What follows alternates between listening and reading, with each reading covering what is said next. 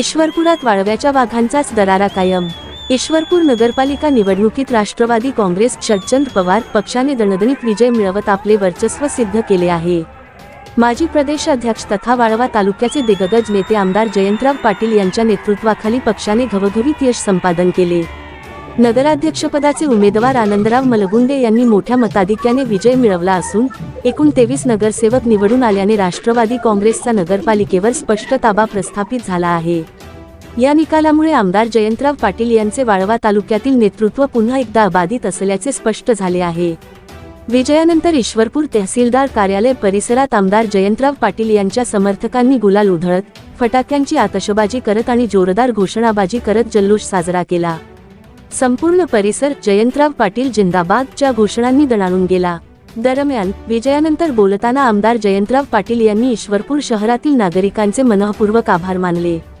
शहराच्या सर्वांगीण विकासासाठी आणि नागरिकांच्या विश्वासास पात्र ठरण्यासाठी आपण कटिबद्ध असल्याचे ईश्वरपूरच्या जनतेचे लाख लाख आभार मानेन मी।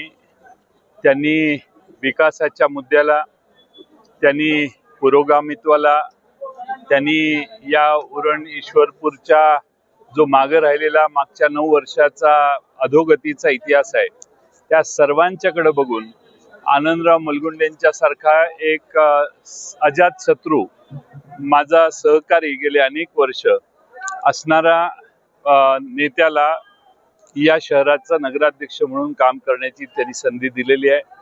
या शहराला आम्ही पुन्हा एकदा विकासाच्या रुळावर आणण्याचा पण करूनच ही निवडणूक लढवलेली होती आणि विकासाला हे शहर किती प्रतिसाद देतं हे आज नाही, गेले 40 वर्ष सतत एक अपघात सोडला तर कायम सतत या शहरात दिसलेला आहे।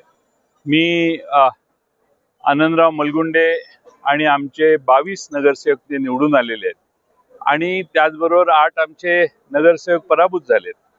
त्या सर्वांना बरोबर घेऊन आम्ही या शहराचा विकास चांगला करू। जे आता नव्याने आमच्या विरोधात निवडून आलेले आहेत त्यांना देखील विश्वासात घेऊन या शहराचा चौफेर विकास करण्याचं काम आम्ही नक्की करू। या शहरातल्या अनेक प्रश्नांची सोडवणूक करण्यासाठी माननीय मुख्यमंत्र्यांनी येऊन या ठिकाणी भाषण करून बरेच घोषणा केलेल्या आहेत। त्या सगळ्या घोषणा मला खात्री आहे मुख्यमंत्री पूर्ण करतीलच असा माझा विश्वास आहे। पण आम्ही सगळे पूर्ण ताकद देऊन या शहराचा विकास करून हे शहर पुन्हा एकदा पूर्वपदावर आणू हा माझा विश्वास आहे।